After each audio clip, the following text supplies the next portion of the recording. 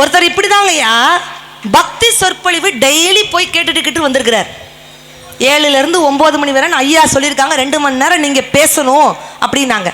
இதே போல் ஒரு வீட்டில் ஒருத்தர் வந்து சொற்பொழிவு கேட்டுக்கிட்டே போகிறார். வீட்டில் இருக்கிற வீட்டுக்காரம்மா போக விடுவாங்களா? இப்போ அங்கே போய் என்னத்தை கிழிச்சிங்க கேட்குறாங்களா இல்லையா?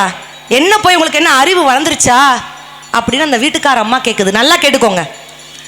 நீங்கள் பண்ணுறது எப்படி இருக்குது தெரியுமா? ஒரு சல்லடை இருக்குல்ல, சல்லடை, அந்த சல்லடையில் தண்ணீர் கொண்டு வாங்க அப்படின்னு அந்த அம்மா சொல்லுது.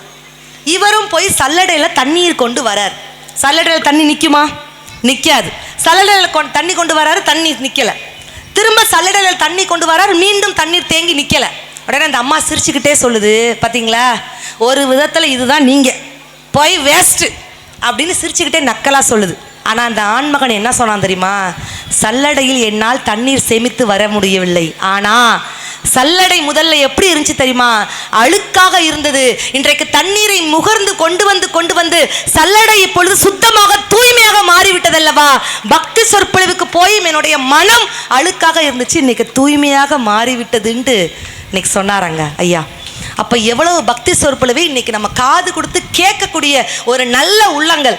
இன்னைக்கு பட்டிமன்றத்துக்கு வர்ற மாதிரி, ஒரு ஆடல் பாடல் நிகழ்ச்சிக்கு வர்ற மாதிரி, பெரிய மாரியம்மன் கோவிலில் ஒரு ஆன்மீக சொற்பொழிவுக்கு இவ்வளவு கூட்டம் வந்திருக்காகவே அதற்காகவே ஒரு பெரிய மனமார்ந்த பாராட்டுகள். அனைத்து வசதியுடனும் திருமணம் மற்றும் அனைத்து சுப நிகழ்ச்சிகளுக்கும் ஏற்ற ஹால் உங்கள் லட்சுமி கணபதி ஹால், சுந்தரர் தெரு, திருநெல்வேலி டவுன். மேலும் தொடர்புக்கு ஸ்கிரீன்ல தெரியுற நம்பருக்கு கான்டாக்ட் பண்ணுங்க.